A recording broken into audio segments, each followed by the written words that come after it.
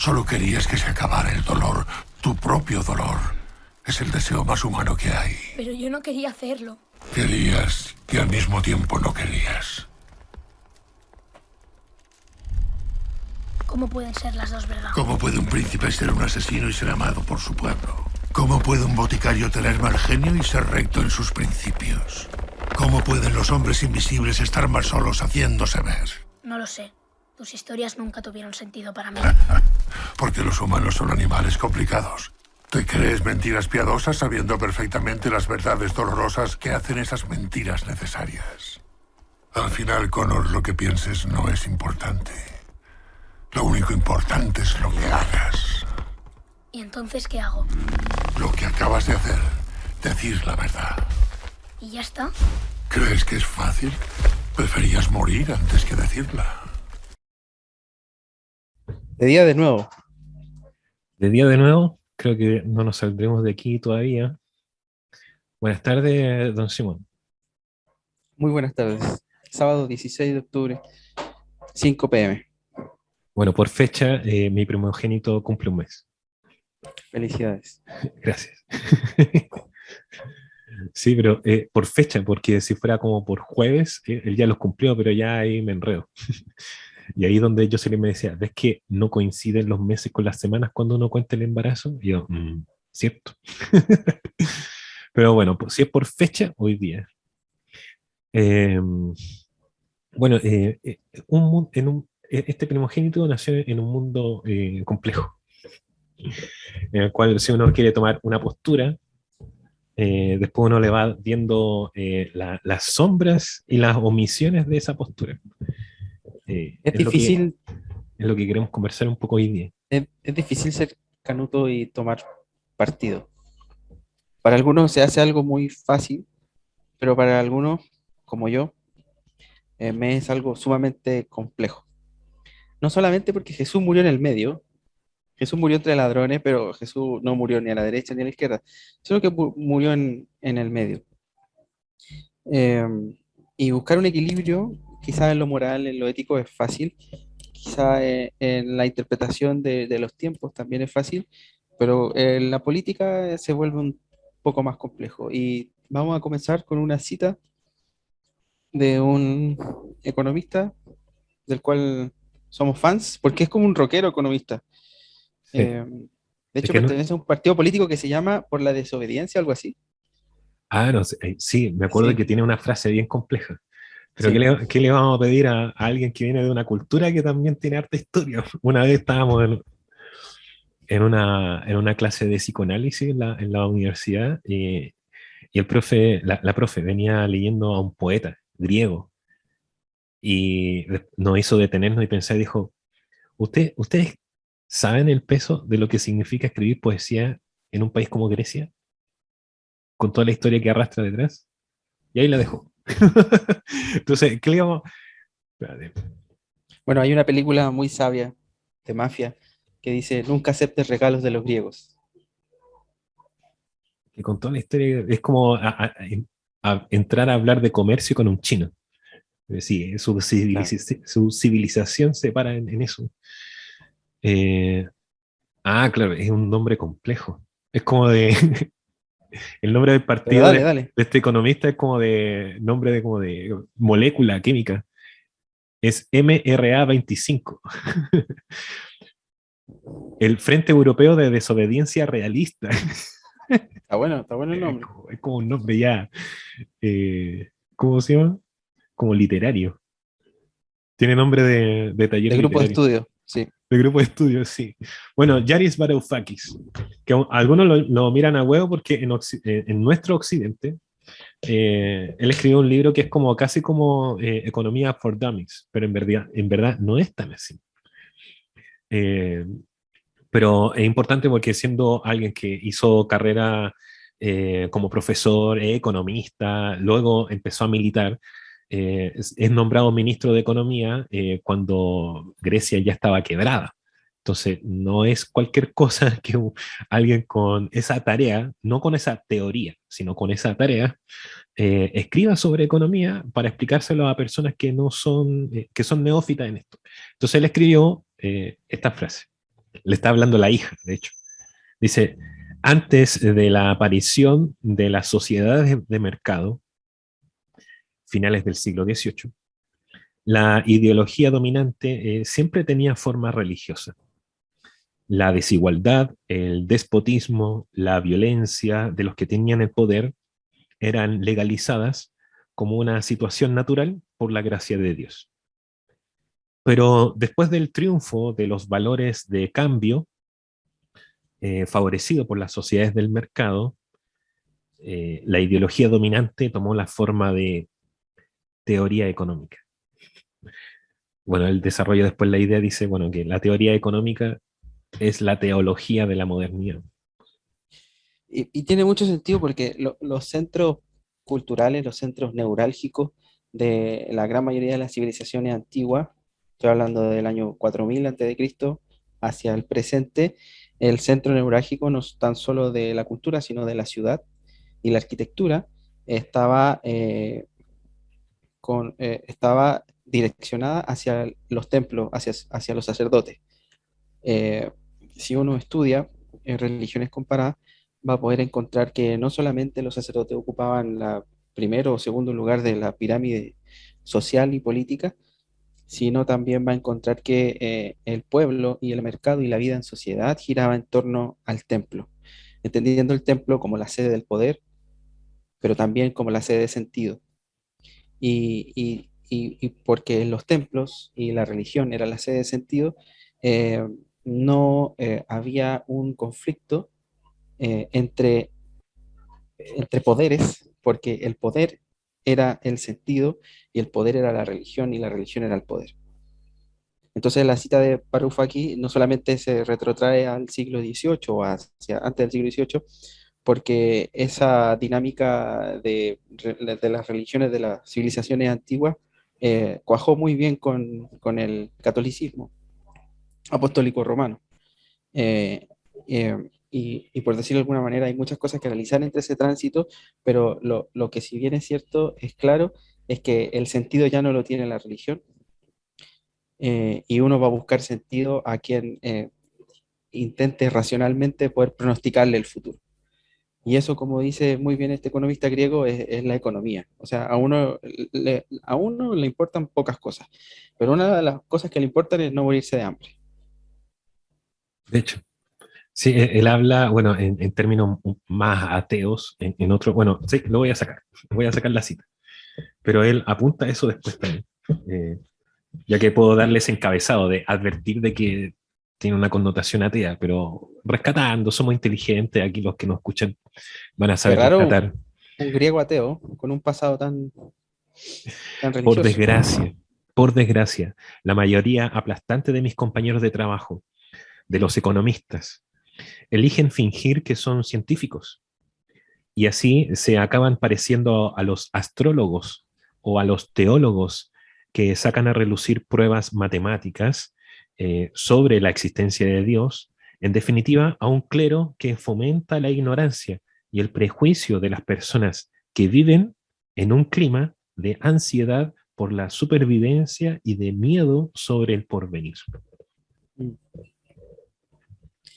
Claro, pues Yo- todo suena muy teórico o muy místico en su momento, Ujú. pero la raíz de donde uno dice, bueno, ¿cómo es que la gente se cree esto? O nosotros, o sea, no es que la gente se crea eso, nosotros necesitamos pensar en términos económicos, pero ¿por qué tiene tanta influencia?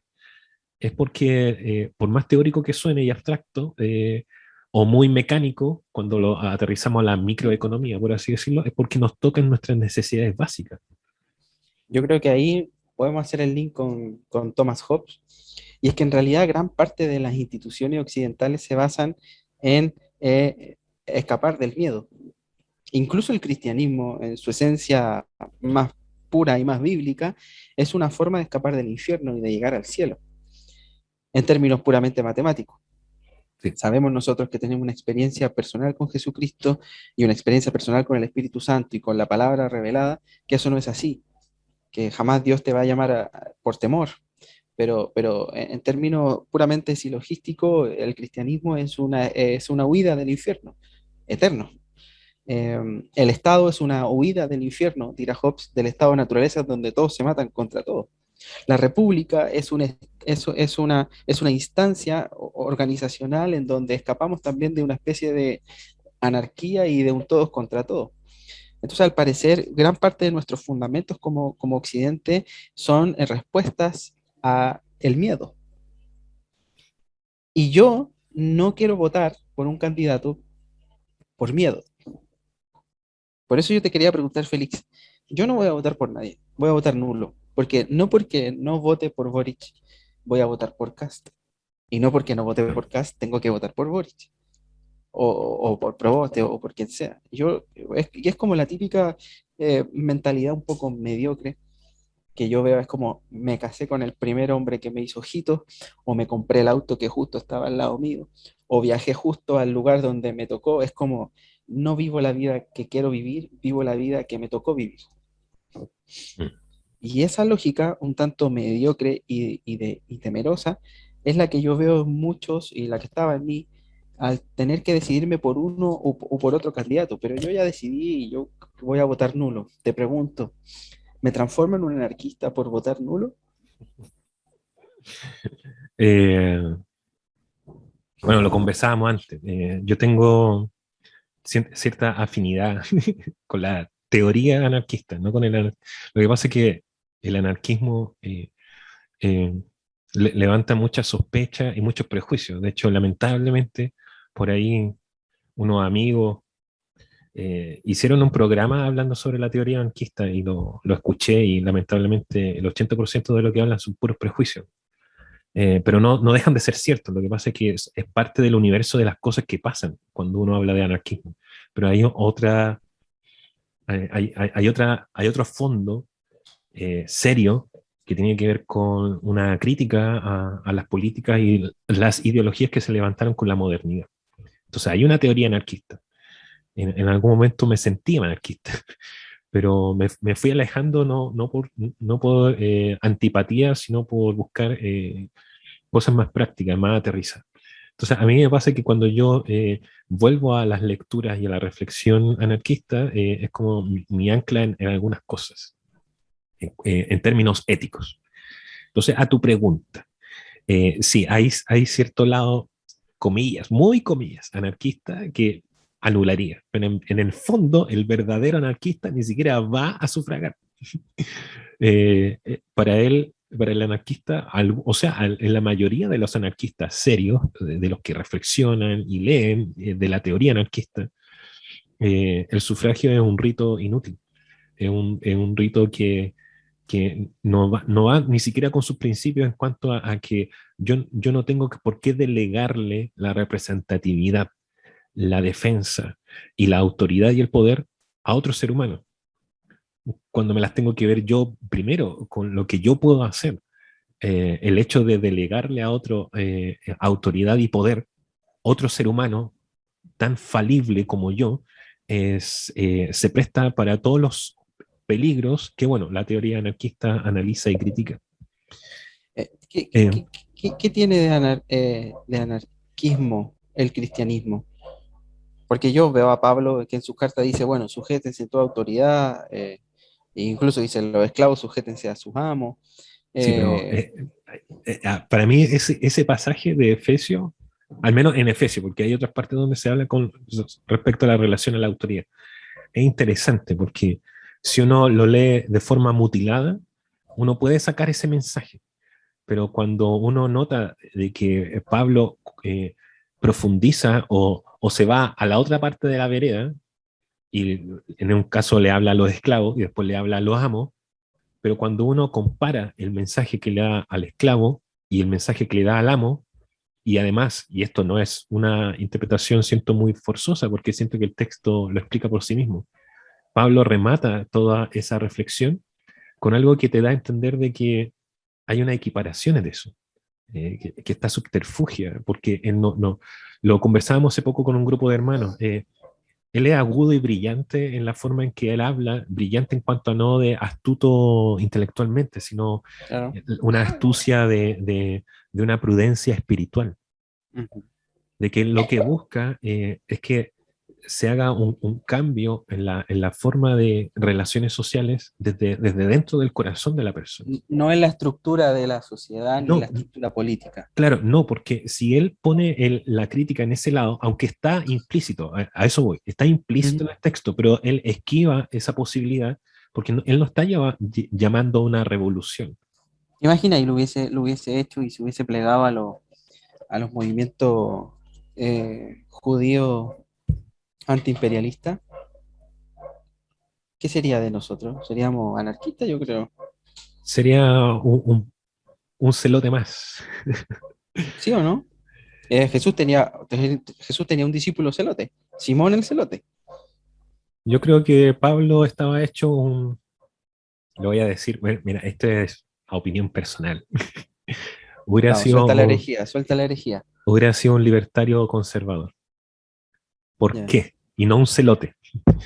Eh, Porque claro, él hubiera hecho una limpieza violenta, muy prejuiciosa, muy legalista hacia adentro de la nación judía, pero siempre conservando la postura conciliadora con quien lo rodea como poder. Entonces, como pasó con el candidato este que me dijeron que le había tirado muchos palos, como le pasó al candidato cuando tuvo que hablar frente a Tomás Moschetti. Claro, yo puedo ser muy rígido con todos los que dicen y apoyan a Cuba y Venezuela, pero cuando me Mm, tengo que meter con el que me hace casi un tercio del sueldo chileno, China, no, pues ahí me voy para adentro. Si claro. puedo ser muy fariseo, pero cuando me tengo que levantar contra Roma, bueno, entonces a lo que iba, lo que a mí me llama la atención de lo de Pablo es de que él no, claro, uno podría extraer ciertos principios un poco revolucionarios en cuanto a de que, en el fondo, y cosas que él va diciendo de antes en la carta de Efesios, no debería existir tal diferencia entre un amo y un esclavo. Ujú, Eh, pero él no va a atacar lo exterior, la estructura, porque si no, no es que no esté en contra a la lectura que se puede hacer y que propongo, sino de que eso pasa a segundo o tercer plano. Porque si él pone el énfasis en eso, nos perdemos del fondo que es que nuestros corazones cambien en cuanto a plantearnos dentro del reino de los cielos, no afuera, dentro del reino de los cielos, o sea, dentro de la comunidad, ujú. que yo pueda estar en igual condición de dignidad y de honra respecto al otro que es diferente a mí por una cuestión social del reino mundano. ¿Por qué lo digo así? Porque se estaban abriendo y es muy interesante lo que dijiste al principio, porque Éfeso también, y le pasaba a otras ciudades, eran centros cosmopolitas que eran regidos por templos que eran no solamente religiosos. O sea, lo que pasa es que nosotros hoy día tenemos esa ilusión de separar lo religioso de lo secular. Yo creo que en la modernidad pasa, solamente que tiene otro disfraz.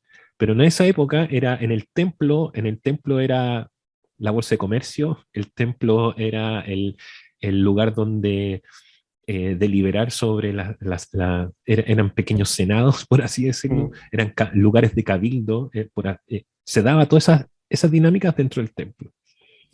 Espérame, déjame. El Estado se vació de sentido, por lo menos aquí en Chile. Nadie acude al Estado a buscar un sentido de la vida, ni busca en Mm. el programa del presidente, ni de ningún presidente, el sentido de la vida. Eh, por eso es, es muy notable lo que está pasando, porque está pasando un equilibrio entre las cosmovisiones mesiánicas, porque el socialismo, y esto lo grafica Perdón, muy bien, sí, querido profesor, hay sí. una pausa para algunos de nuestros espectadores. ¿A qué se refiere usted con esto del mesianismo? Así como una breve nota al pie para poder... Lo que hemos dicho en capítulos anteriores, que según Carl Schmitt, él dice que los conceptos filosóficos o políticos o la política en sí misma no es nada más que conceptos teológicos secularizados. ¿Qué quiere decir? Que si el Estado es una figura política, pero también puede ser que el Estado sea una figura teológica, pero secularizada. Puede ser teológico o si quieres puede no serlo, pero en el fondo Claro, siempre lo es. en el fondo siempre lo es. El Estado siempre va a aparecer como una figura mesiánica. ¿Y qué hace el Mesías? El Mesías redime. Eso es lo que hace el Mesías. ¿Ya? El Mesías es el ungido, el Mesías es Cristo, y la misión de Cristo es morir por los pecados y redimir a la humanidad. Yo Entonces, vengo yo a solucionarlo todo. Confíen en exacto, mí. exacto. Y según Eric Fegelin, un filósofo alemán, el socialismo y el progresismo y el comunismo ofrecen ese sentido mesiánico, pero secularizado en la política, que es un mesianismo inmanente. Ya no vamos a acudir a Dios ni a un Mesías, no. Aquí nosotros vamos a crear el cielo en la tierra. Esa es la promesa del socialismo. ¿Ya? Y eso es lo que hay mucho de ello en los corazones de la juventud chilena y de muchos de aquellos que van a protestar o que van a marchar pacíficamente. Está esa idea, está esa esperanza, y esa esperanza es una esperanza mesiánica. ¿Ya? Porque los que somos quizá, ya no sé si más viejos, pero ya cerca de los 40, no sé si compremos esa idea de que va a venir un político o van a venir una serie de políticos y va a venir a cambiar las cosas. Mi hijo me está dando lechuga. Ya. Bueno, Entonces, lo abriría un poco también al espectro de que, y pasa internacionalmente, no solamente en Sudamérica o en Chile, también hay un mesianismo también en las figuras eh, personalistas también que busca lo conservador, la derecha, etcétera. es que sí va a ser, porque en la izquierda está muy marcado ese mesianismo. Es más explícito, siento yo, quizás. En cuanto, Pero no, lo quizás que, no la teoría, o sea, no una persona, en algunos casos sí, pero más la teoría. pero lo que tuvieron que hacer las derechas luego de la crisis del catolicismo, por el tema de los abusos y todo el cuento, es plegarse, es plegarse a algo que contenga mesianismo. Y curiosamente los movimientos libertarios y las derechas en Latinoamérica, a excepción por supuesto de no sé, que no son todas las derechas, pero algunas, por lo menos aquí en Chile, se están plegando a lo evangélico. ¿Por qué? Explícame por qué, Fer. Lo primero que se me viene, a ver, estos son aclaraciones que quiero hacer a la gente que nos pueda estar escuchando, ¿no? Son opiniones, puede ser que hayan o no lecturas detrás, pero en el fondo, por más que yo tenga, no sé, un doctorado o no, en el fondo son opiniones. Ujú. Eh, no, sin desmerecer la búsqueda intelectual, pero digo, una búsqueda intelectual siempre tiene un sendero de haber descartado muchos otros más. A eso voy. Bueno, en mi opinión es de que lo primero que se me viene es de que el catolicismo, que para mí en varios aspectos es bastante respetable, muy respetable, en términos políticos, en términos teóricos, en términos sociales, tiene una experiencia y un bagaje mucho más amplio que el evangelismo, al menos en Latinoamérica, en términos políticos sobre todo. Entonces, ya han pasado por este tipo de cuestiones. Quizás sus problemáticas tienen que ver con otros enfoques, otros énfasis, eh, que incluso quizás más subterráneos, porque también por toda esta crisis que no tiene que ver solamente con temas políticos, de los escándalos que han habido en la Iglesia Católica, claro, no es muy popular llamarse católico dentro de la política, pero Latinoamérica y Chile sobre todo están cruzadas por un gran aporte católico de ambos bandos, o en todos los bandos más bien. Eh, entonces, como que quizá el catolicismo dejó atrás la idea de que puedan haber estos líderes o caudillos o casarse con una teoría, porque ya vivieron esa etapa. El evangelismo ahora, en un momento en que estuvo tan exento de esto, está recién entrando.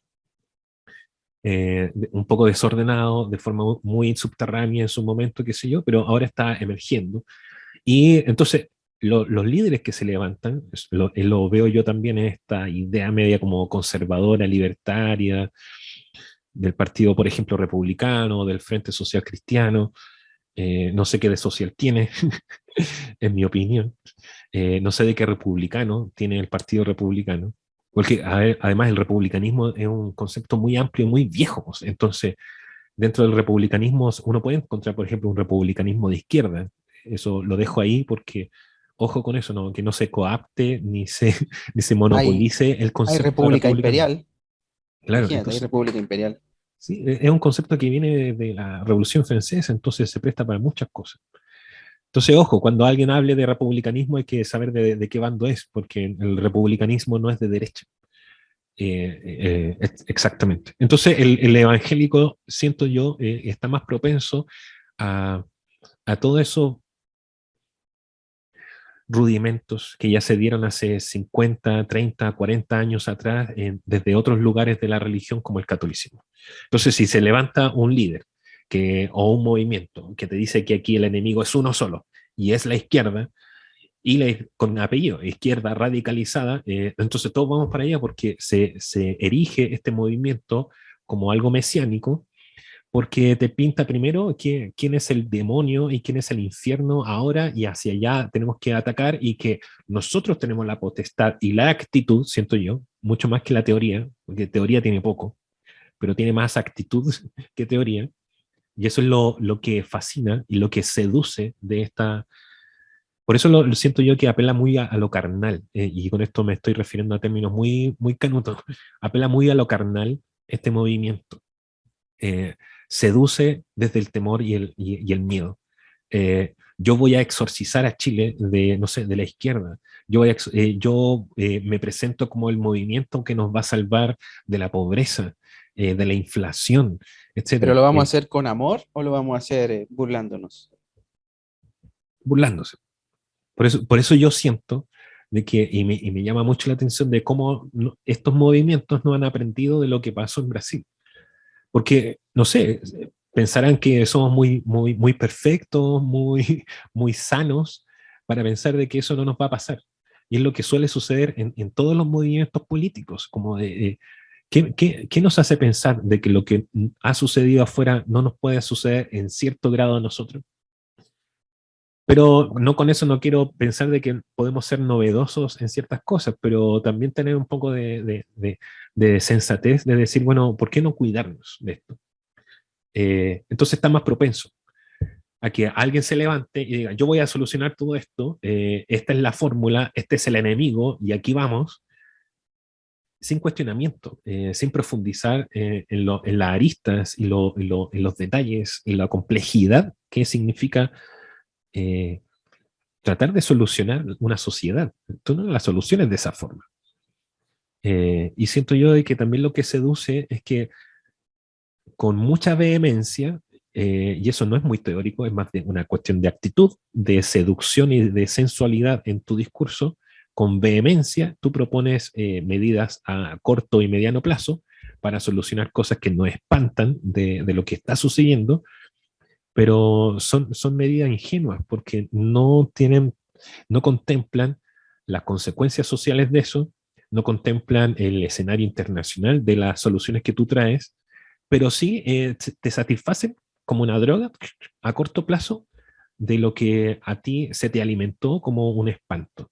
Ahora, eso no Pero- quiere decir, mm. como lo que escuché en el debate del Archi, eso no quiere decir de que no exista quizás, que esté existiendo terrorismo en la Araucanía. Eso no quiere decir de que haya una crisis de migración en la frontera. No es como invisibilizarlo. El tema es cómo tú lo disfrazas con adjetivos, con cosas que apelan a la emocionalidad de las personas y con eso tú pretendes dar una solución vehemente y rígida a algo sin medir las consecuencias de ello. A ver, Eh, juguemos un poco. ¿Venezuela sería como el infierno si jugamos a secularizar teológicamente los grandes conceptos políticos que se están dando en estas elecciones? Venezuela es como el es, infierno, ¿no? sí, o ciertas situaciones que se están dando focos de problemáticas críticas en Chile, para no ir tan lejos. Por eso también en los debates es como, no, pero entonces vaya a Colchane y vaya y escuche a la gente que está viviendo, a los ciudadanos chilenos que viven ahí, o vaya a la Araucanía y vea cómo están quemando gente, cómo destruyen negocios, bla, bla, o vaya, como dice mucho Sichel, que está tendiendo su discurso hacia esta idea libertaria de no, menos Estado, entre menos Estado mejor. Es como él como el paladín de la clase media y los emprendedores, según él. No, entonces vaya y converse con toda la mediana empresa, mediana y pequeña empresa que han sido afectadas por la violencia del estallido social. Ahora, no es mirar en menos esa problemática, no es decir de que no existe, pero yo puedo pescar ese foco de problemas que efectivamente necesita una solución, pero agrandarlo de tal forma que se me arme a mí al frente un tríptico del Bosco, del infierno y el cielo al frente mío, y que venga este líder y diga, yo vengo a traer la solución a esto. Que probablemente, claro, o sea, apelan a soluciones drásticas y vehementes, cortoplacistas, pero son el mismo tipo en mi opinión, es el mismo tipo de error que cometieron estos últimos gobiernos de derecha. Es que es curioso porque la teología cristiana no admite crisis. ¿Ya? De hecho, hay un parte en los evangelios que dice, eh, y la luz en las tinieblas no tiene lugar, una cosa así, no sé si lo recuerdas bien. No se halla lugar, la luz con las tinieblas no pueden estar juntas, ¿ya? No puede surgir de una misma fuente agua dulce y agua amarga, algo así, ¿o no? Sí, pero hay que darle un contexto a eso. Es muy diferente que yo le hable de eso en cuanto a la vida espiritual a mi hermano, a que yo saque ese versículo y lo trate de aplicar a la sociedad plural. A eso es lo que voy, pues la derecha es mucho más, o el movimiento republicano es mucho más de una teología muy neotestamentaria, Mm. neotestamentaria, en el sentido de decir, bueno, si estás con nosotros 100%. Es como, si estás de acuerdo con 50% de mi idea, va a tener que estar el 100% con mis ideas, porque aquí como que los matices no hay mucho lugar para los matices, ¿ya? Y siento que eso es propio es propio de un mesianismo, o sea, el camino al cielo es a través de Cristo, nadie más, y eso todos lo sabemos. Sí. Entonces, el camino a la salvación de Chile o al evitar el infierno en Chile es solo la derecha y nadie más. O sea, y a partir de No. esa lógica ya es algo muy, muy, muy mesiánico, que también se dio en los 70, que está un mesianismo de izquierda muy cargado, ¿ya? Eh, y es propio como de la Guerra Fría, pero yo creo que ahora ya no hay Guerra Fría, sino que hay guerra de poder, pero más del sentido de la vida, de la idea de sociedad, de la idea de cultura. Claro, lo que pasa es que crear esa idea es complejo y ahí están las ideologías. Eh, ¿Cómo tratar de dar un sentido? O sea, ¿cómo puedo crear un relato, una idea, un sistema de pensamiento que me explique cómo es que están funcionando las cosas y ahí está la ideología y cómo deberían funcionar? Y Mm. ahí es donde aparece la militancia, ahí es donde aparece estas afinidades que podemos sentir respecto a cualquier teoría que nos preste una solución o una actitud ante este bosquejo. Digo bosquejo porque en verdad yo no podría tener un dibujo exacto para explicar a la sociedad completa. Algunas teorías pretenden hacerlo, Mm. pero apuntar a de que en la sociedad sí hay grises. En la vida del cristiano, cuando está en sociedad, hay grises, lamentablemente. Lo que pasa es que esto lo he conversado con un amigo, es que es mucho más fácil para el pensamiento a veces irse a lo absoluto, porque así yo no tengo que tratar de entender ni empatizar con esas complejidades que hay entre medio. Ahora, Mm. es un mecanismo de defensa de nuestra psiquis, evidentemente, pero cuando queremos tomar nuestras cosas en serio, y detenernos a reflexionarlas y a sentirlas, porque también uno las siente, uno al menos tendría que, y es lo que trato de invitar con esta conversación de hoy, tratar de considerar esos grises y de que las cosas no son tan mesiánicas O y que sea, son no si complejas y voto que por, hay, no, si voto por Boric, tengo que votar por Kast, y si no voto por Kast, tengo que votar por Boric. Punto. Ese era el punto. O sea, la vida no está hecha de. O sea, la vida cristiana está hecha de decisiones radicales, pero la vida política no. Sí, o sea, yo encuentro que es válido si alguien siente de que, claro, es como el voto del contrapeso o el voto de castigo o el voto Claro. del mal menor.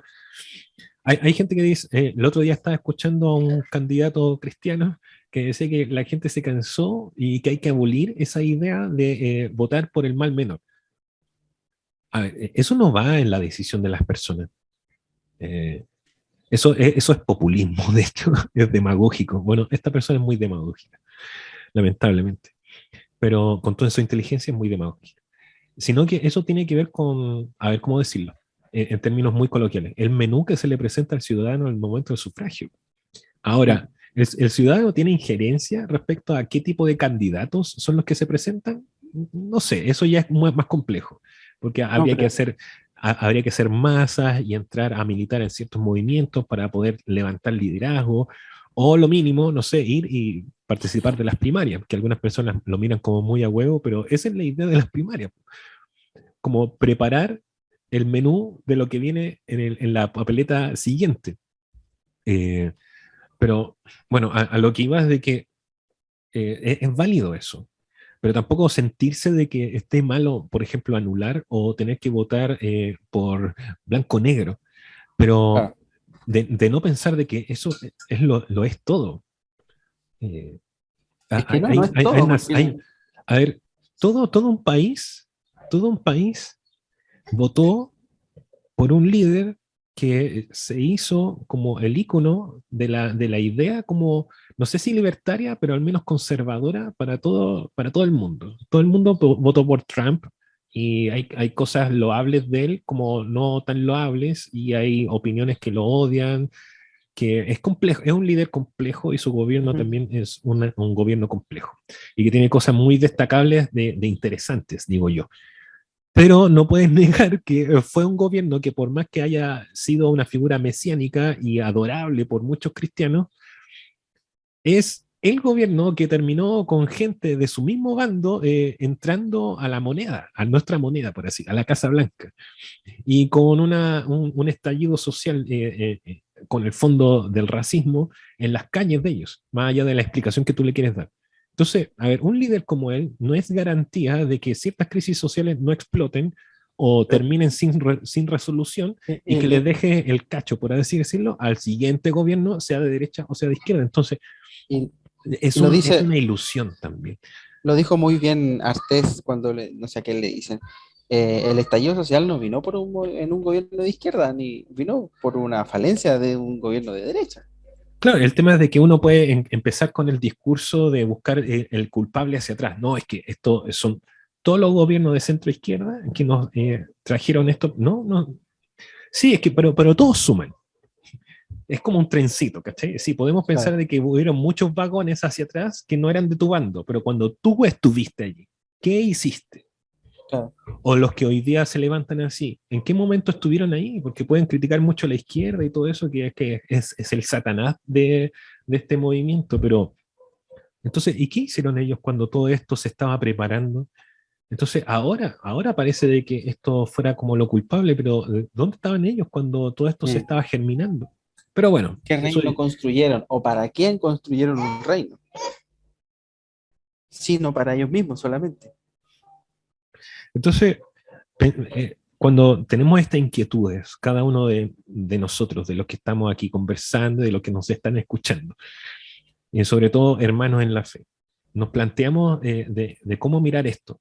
No es que esto es muy complejo, entonces mejor me hago apolítico.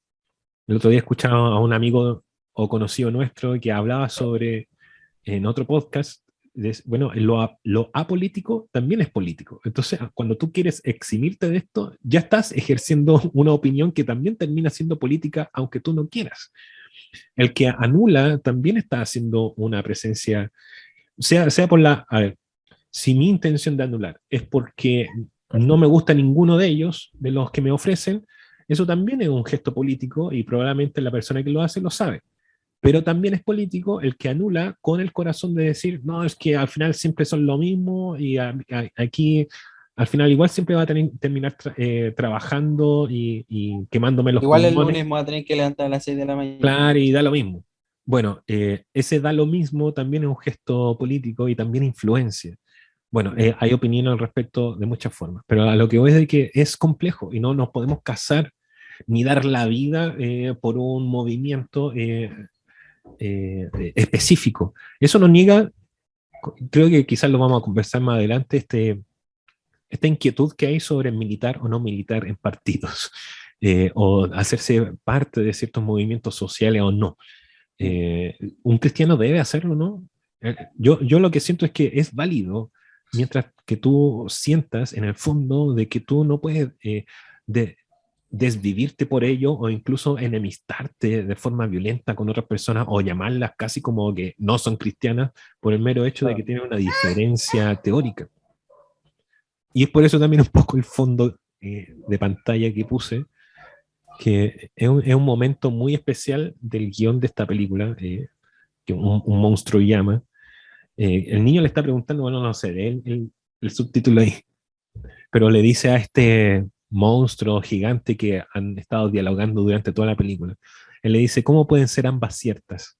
De que alguien puede ser bueno y a la vez malo. Bueno, es que así es la sociedad, así es la historia, así es la economía, así es la macroeconomía, así son la ideología, así lo es todo. No hay este absoluto, bueno o malo, luz, tiniebla, agua dulce, agua amarga. Eso es para otros ámbitos mucho más profundos y cuando estamos hablando en términos como hay algo en común entre nosotros. Por ejemplo, la fe. Yo le puedo hablar de estos versículos a hermanos que estamos creyendo lo mismo porque seguimos, se supone, un mismo camino. Pero cuando vamos a temas que tienen que ser aterrizados a la vida en sociedad, yo no puedo llegar y ser absoluto porque para un problema, para algo que yo estoy buscando una solución, inciden en muchos factores. Entonces, ahí está lo complejo y por eso necesitamos del otro para parlamentar, para dialogar, porque los Es que problemas tienen muchos puntos de vista en los cuales tenemos que llegar a un consenso. es curioso porque gran parte de los evangélicos que yo conozco van a votar por Kast, porque son radicales en el sentido de defender aspectos de la fe como el aborto o el matrimonio homosexual, pero no son tan radicales cuando abordan otros aspectos de la fe como la idea de justicia, la idea de ayudar al extranjero o la idea de probidad, Mm. ¿ya? De rectitud. Porque hablamos de que Kast estuvo más de 20 años en la UDI y eso fue lo que le sacó en cara a Moschiati en el programa de Mega. Cuando usted te dice, bueno, usted como estuvo toda su vida militando en la UDI y ahora como que se hace como el desentendido de que usted participó en el lucro de la educación, usted participó en el lucro de la salud, usted participó en el lucro de la vivienda. O sea, usted fue muy oficialista en ese sentido cuando ellos estuvieron en el poder, el primer gobierno de Piñera, y ahora se hace como el desentendido, como que si hubiese salido de la nada. Y claro, o sea, si uno va a aplicar la fe, uno no la puede aplicar parcelada, uno tiene que aplicarla en todo. O sea, Porque, uno puede saber de que, a ver, como un cristiano sabe que no tiene los papeles limpios, por así decirlo, en cuanto a biografía. O claro, sea, todos somos cristianos porque nos rescataron de un lugar. A lo que voy a decir que tampoco es como pensar de que siempre uno va a ser de la misma línea, pero al menos hazte cargo de forma honesta de eso.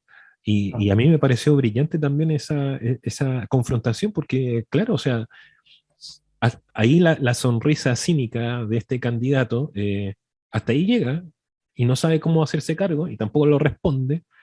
Tanto que lo que pasa es que he visto también en YouTube mucha gente que dice, no, ahí por el debate de Archie, no, que ahí Kast desenmascaró a Boric porque él no responde las preguntas. Sí, pero Kast también hay otras preguntas que no responde porque su cinismo no es omnipresente. Si como el le, cinismo de todos. claro, o sea, si yo digo, Es bueno, decir, usted tanto que critica a su sector, pero usted estuvo cómodamente allí casi 20 años y ahora es como que usted surgió de la nada. No, pues usted fue parte del problema todo ese tiempo. Entonces, ¿cómo se hace cargo de eso? Incluso cuando tiene una salida que es muy de derecha, y que es justamente lo que la gente, incluso la misma de derecha, busca eh, purificar, por así decirlo en términos religiosos, cuando le dice Moschetti, bueno, ahí vemos de que a ustedes como los de la derecha hacen lo que siempre se le ha criticado, de que pueden ustedes postergar los principios en pro del dinero. Mira, Entonces ahí uno ve de que al parecer estos mesías que parece que tienen como la política que es de la luz, como ese comentario que me hiciste sobre ciertos candidatos que dicen, no, es que esto es votar por la luz. Tiene sombras. ¿Por qué? Porque hay seres humanos metidos ahí. por Y no supuesto. solamente seres humanos, sino historia. La historia arrastra estas consecuencias, esta... Va, va a llegar un punto, va a llegar un punto en donde nosotros vamos a tener que ser radicales en nuestra fe. Y si somos sí. radicales en nuestra fe, tenemos que hacerlo todos los aspectos en los cuales queramos involucrar. Y cuando menciono todos los aspectos, son todos los aspectos. Yo no puedo, por un lado, decir, como la parábola del buen samaritano. No, es que yo voy corriendo al templo, soy un levita, creo que era el primero, pasa por el lado porque no voy corriendo al templo y no tengo tiempo para atender a esta persona que está sentada. Luego pasa un sacerdote, o un fariseo parece que era, y dice, no, yo A tampoco, cumplir tareas piadosas. claro. Y el samaritano, el único que lo ve, y creo que ya lo comentaba en un capítulo anterior, y lo recoge y todo el cuento. Entonces, no puedo ser radical en el aborto y el matrimonio sexual y no serlo con la ayuda al prójimo, eh, el tema de las pensiones, el tema de la salud, el tema de la vivienda, el tema de las AFPs. No puedo no serlo. Tiene que haber tiene que haber un, un criterio de justicia y de rectitud uniforme para todos los ámbitos políticos y sociales. Ese es mi punto. O sea, no me puedo hacer el tonto con 50% del programa y con el otro 50% decir, ah, lo apoyo. Entonces, me parece una cuestión muy cínica tratar de andar encajando la rectitud bíblica o la rectitud del Señor para decir, no, voto por él por esto, pero el otro me hago el tonto y me hago el tuerto. Considero que no está bien, no es verdadero. Es que ahí entramos a otro problema que tiene que ver con cómo entro en esto, que es, ¿va a haber un programa perfecto ad hoc a todos los principios cristianos que yo pueda tener? Por Eh, supuesto que no. entonces, quizás, a ver, yo pensaría que mientras no exista, si es que alguna vez la creatividad y la revelación nos da para tanto, mientras Si que es que no algún día nos exista, candidateamos nosotros. claro, mientras que no exista el think tank o el partido político o el movimiento social que tenga un programa que en sus 10 puntos, porque nos gusta el número 10, en sus 10 puntos sea totalmente bíblico, ahí le voy a entrar. No sé si da como para eso, pero sí al menos en la honestidad de decir, mira, sí, yo sé que parte del programa no va respecto a mis principios, pero si yo estoy aquí es porque, y ser honesto al respecto, pero tampoco no irse en estos dos extremos. Primero, como santificar y mesianizar, por así decirlo, un programa, un movimiento, un partido, un líder, un discurso, para así como ser hipócrita respecto a cosas que no, ahí no me interesa, no sé al respecto, sino que asumirlo, ¿no? Sí, yo apoyo esto, pero también sé de que estas otras cosas me son un problema, pero siento que puedo discutirlas dentro del partido, qué sé yo. Claro, Pero y me no voy hice a el meter a extremo pelearla. de santificarlo como que fuera todo totalmente perfecto e infalible, y o el otro extremo de decir, claro, como no hay nada perfecto, y siento que es lo que pasa mucho entre gente que conocemos, como no es totalmente perfecto, entonces no, mejor me abstengo. Y me abstengo totalmente porque nada está ajustado, así como por sastre, a mi talla. Siento que mientras que no exista eso, que igual es válida esa posición, pero siento de que también es un poco ingenua respecto a que alguna vez ha existido algo así. Y si buscamos que algo nos calce así de esa forma, uno sabe que una cosa es comprar ropa en liquidación de un retail y otra cosa es gastar el dinero que implica ir donde un sastre a que te haga algo a la medida. Hay un costo que pagar al respecto. Entonces hay que hacer un esfuerzo de corazón y de intelecto para poder formular un movimiento, una ideología, un programa, una teoría, un manifiesto que nos pueda reunir esas cosas y nos pueda dar al menos una luz para saber qué recorrido hacer por un tiempo. Porque yo también siento de que también es válido de que ciertos movimientos y ciertas ideologías se levanten de forma temporal y luego tengan que mutar o queden obsoletas para darle paso a otro, porque la sociedad va presentando crisis en diferentes ámbitos. No porque la Pero, iglesia no te guste totalmente te va a dejar de congregar. Es como claro, algo por ahí. O sea, o sea, hasta en esos términos sabemos de que estas cosas pasan. Entonces, si algo que dentro de tu ámbito congregacional funciona así, ¿por qué vas a medir con otra vara a una sociedad que es mucho más compleja y mucho más secular. que una congregación? Mm. Entonces, yo siento que no hay que ser tan rígidos, pero sí, pero eso no quita de ser críticos. Pero tener cuidado nomás de no santificar y no hacer de un mesías secular las teorías, la ideología, eh, etcétera. Porque las cosas son más complejas. También un discurso parecido se levantó en Brasil y mira cómo está Brasil ahora socialmente. Entonces, incluso por más radical, por más vehemente, cínico, sarcástico que pueda ser tu líder, tenéis que pensar que la sociedad es mucho más compleja que simplemente ese, ¿cómo decirlo? Ese líder brillante o aparecido. Eh, que las cosas también tienen consecuencias. Entonces, que no todo termina allí, que tienes que ser conciliador o ser radical en ciertas cosas y en otras tener que ser más tolerante. Pero siento yo de que es parte también de la cultura que necesitamos crear dentro de nuestras congregaciones, de aprender a conversar, aprender de que hay Claro. cosas que se hacen consenso respecto desde la sensibilidad del otro. O Eh, sea, yo le diría, por ejemplo, yo quiero votar nulo, pero no por una cuestión radical, sino porque quiero ser consecuente con lo que creo y con lo que pienso. De los candidatos más que de los programas, porque de los programas, como tú decís, son todos falibles.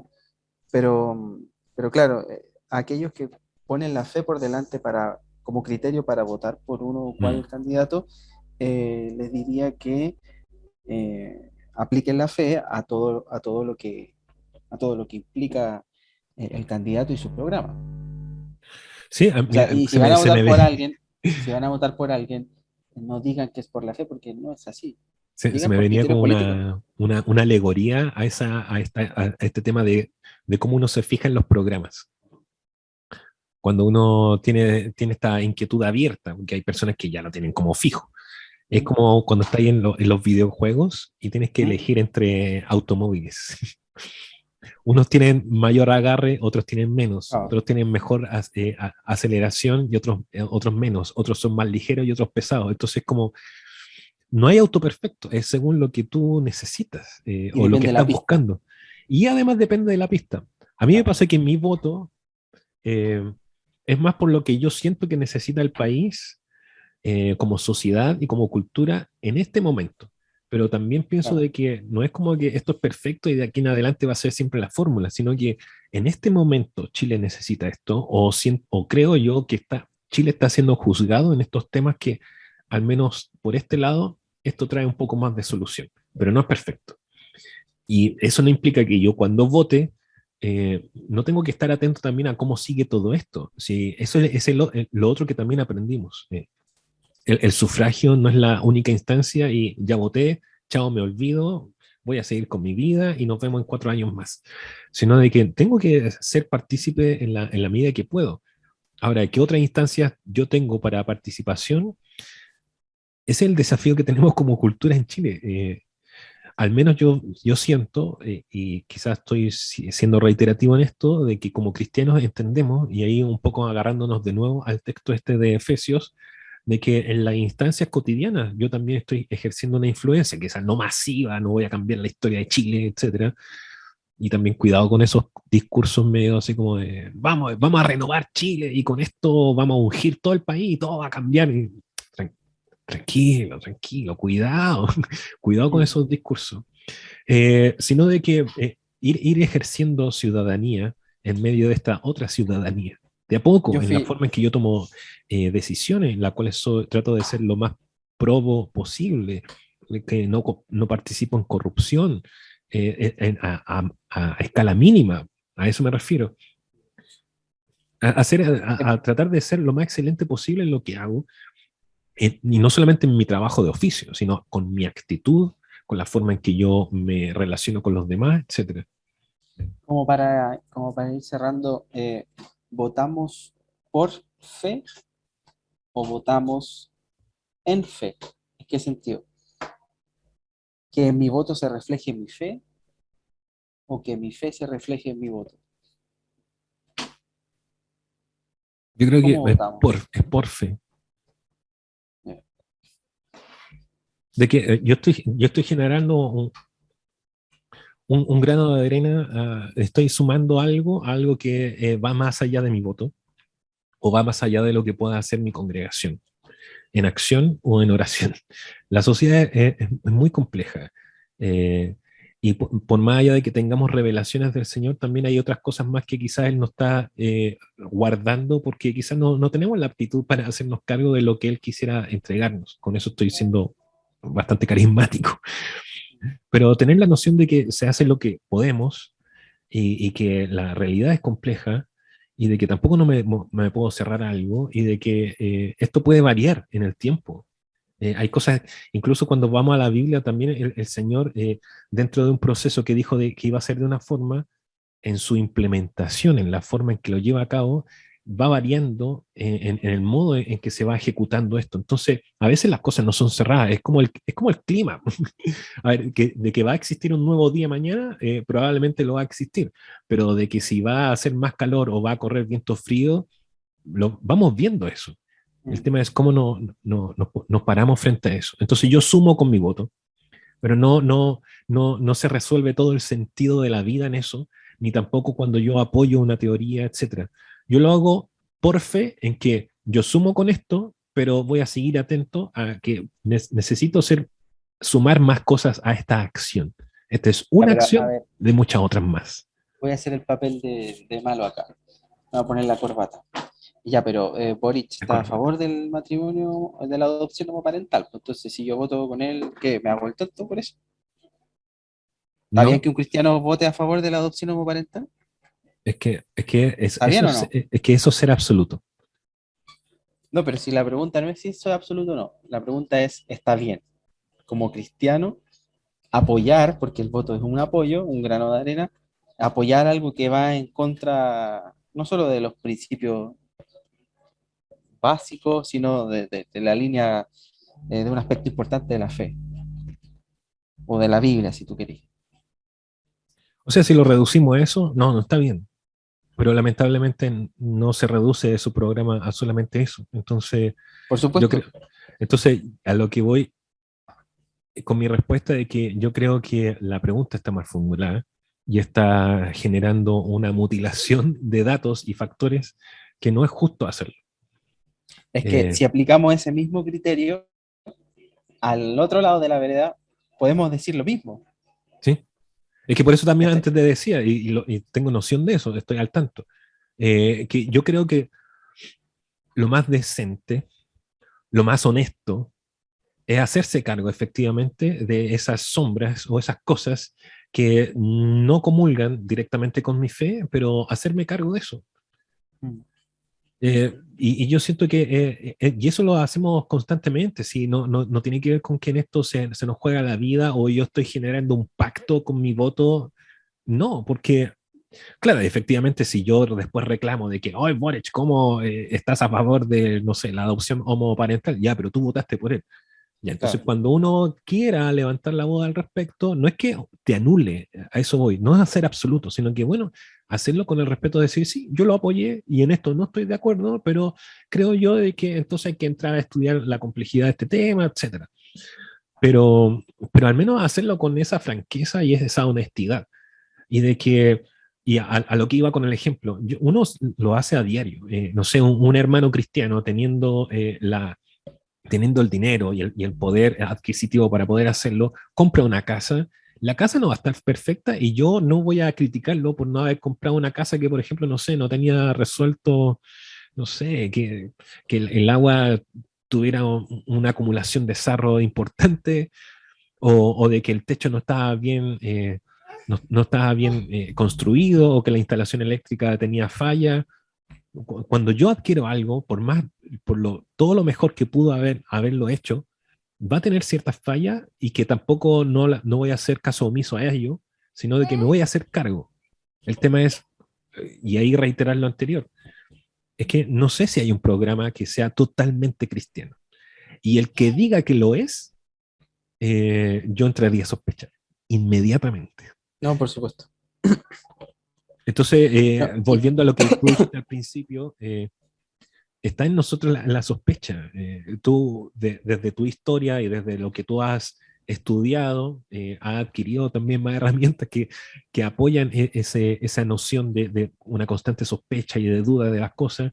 Yo por mi historia, mis lecturas y mi formación también, pero eso no quiere decir de que uno entre en absoluto a decir, bueno, como es sospechoso lo voto, sino que, hermano, más misericordia, más compasión. La vida es así, eh, no salga un poco de esta actitud adolescente que no lo critico, está bien, pero este chiquillo está aquí en una crisis existencial, lo invito a ver la película, muy, muy interesante, porque está entrando a la vida en la cual la vida no es de absolutos. Y este no, niño y, está entendiendo que la vida es compleja y que se pueden dar algo que es bueno, también puede tener algo de malo. Una persona que uno ama también puede estar ausente por circunstancias de la vida, hay cosas que se te escapan de la mano. A eso invitaré, como madurar un poco, como invita esta película, como este niño, de entender de que a veces las cosas no son blanco, negro, y cómo uno se hace cargo de ello. Y eso siento es lo que invita un poco Pablo, volviendo a Efesios, de hacerlo con un corazón correcto, con una actitud correcta, no, frente a esta y también complejidad. a conciencia también, sí, sí, no por afirmar lo que tú dices, que yo también estoy de acuerdo, que no todo es blanco y negro. eh, en una parte Pablo habla de que, bueno, ¿cómo van a ser juzgados aquellos pueblos a los que no se les predicó? Y bueno, van a ser juzgados según sus conciencias. Entonces, si No, a tu conciencia no te es grato votar por el programa de Boric, o si a tu conciencia no te es grato votar por el programa de Cast, que son los que seguramente van a pasar a la segunda vuelta, a no ser que Yarna Proboste repunte, no lo hagas.